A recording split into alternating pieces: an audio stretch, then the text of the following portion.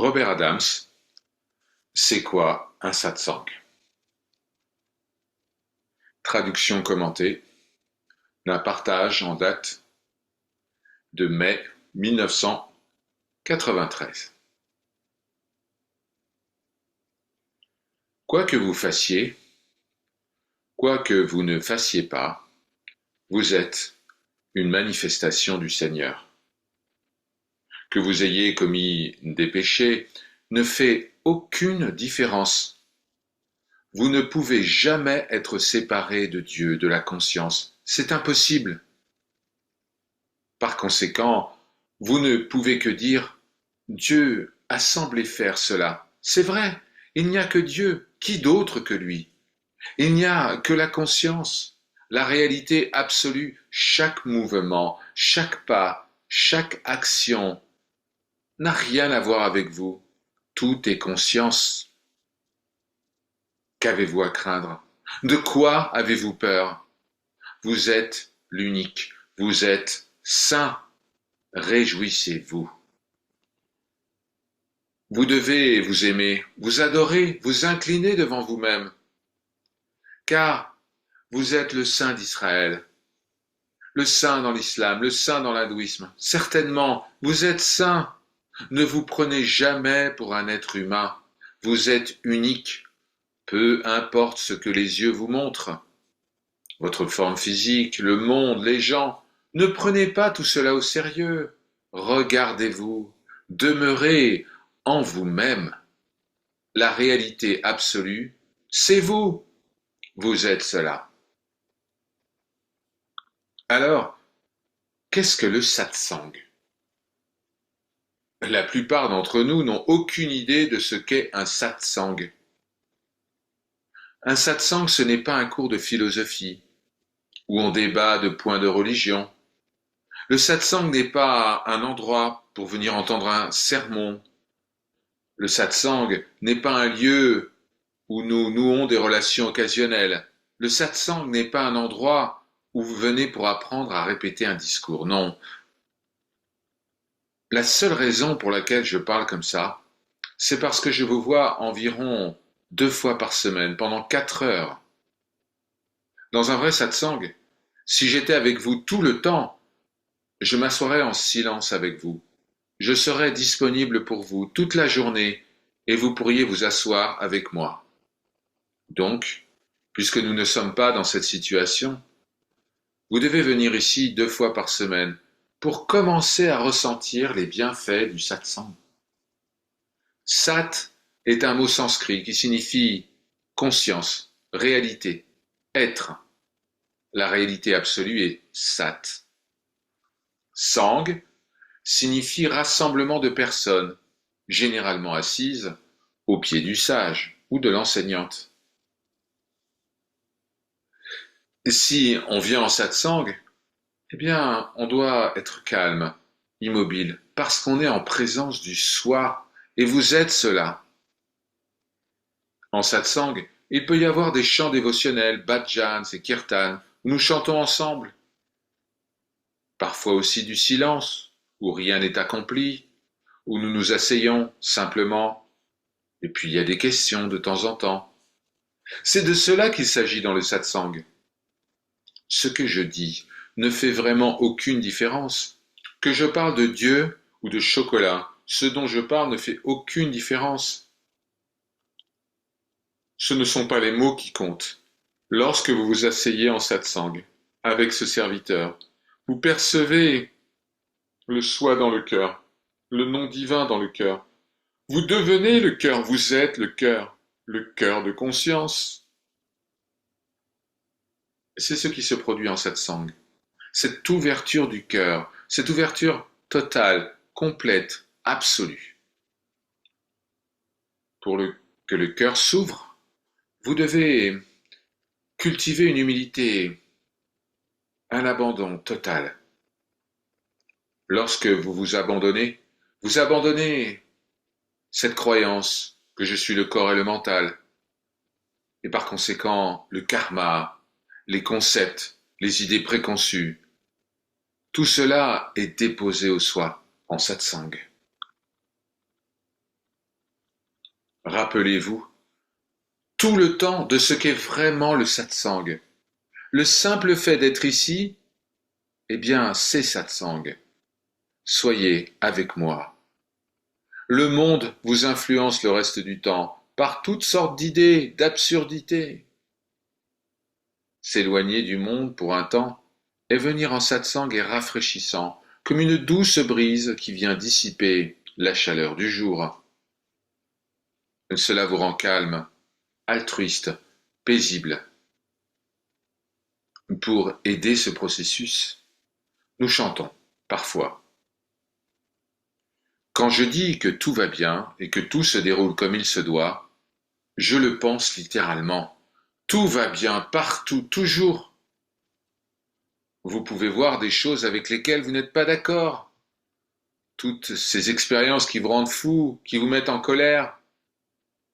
Lorsque vous avez des problèmes personnels, entre guillemets, dans votre vie avec la santé, les finances, les autres, vous devez vous demander, s'agit-il vraiment de mes problèmes ou est-ce quelque chose que je ne comprends pas? Si nous vivons dans la béatitude universelle, et c'est le cas, comment peut-il y avoir une telle inhumanité de l'homme envers l'homme? Toutes ces choses terribles qui se produisent partout.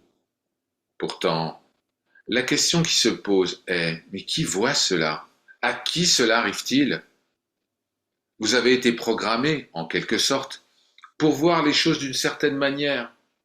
Et il y a des goûts, des aversions, des bons côtés, des mauvais côtés, des hauts et des bas.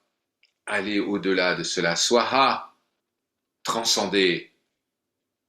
Vous ne devez jamais permettre à une condition de prendre le dessus sur vous.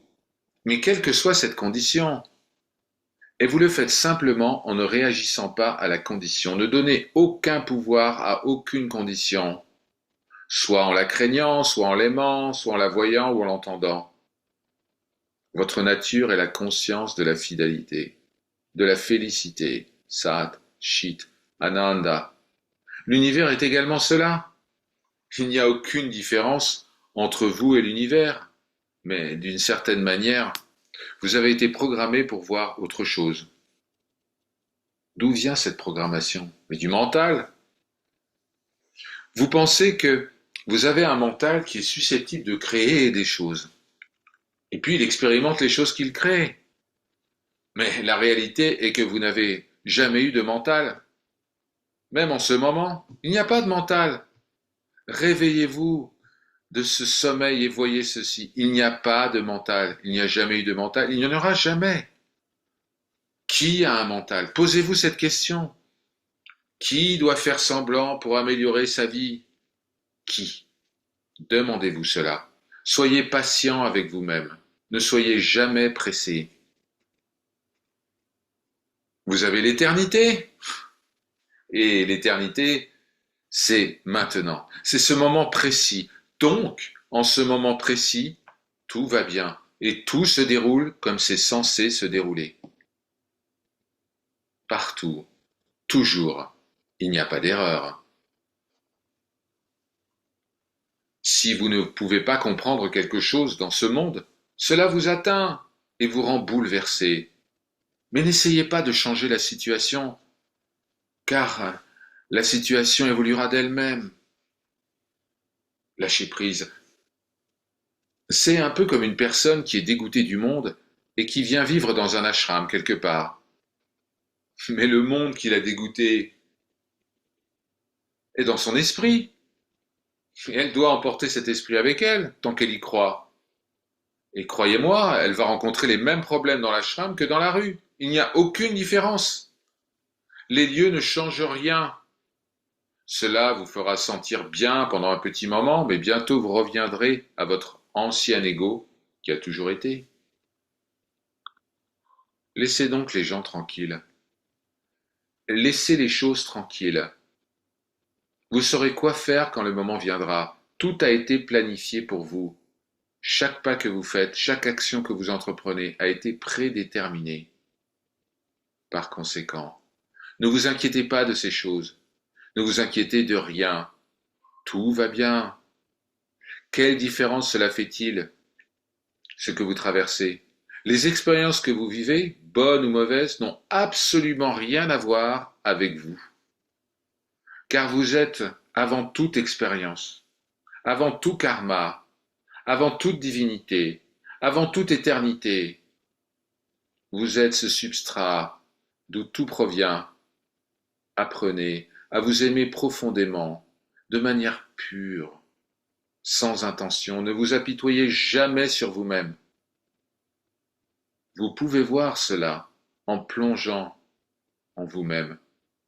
Passez un peu de temps seul pour plonger au plus profond, là où se trouvent toutes les réponses. Tout ce que vous avez toujours cherché est en vous-même.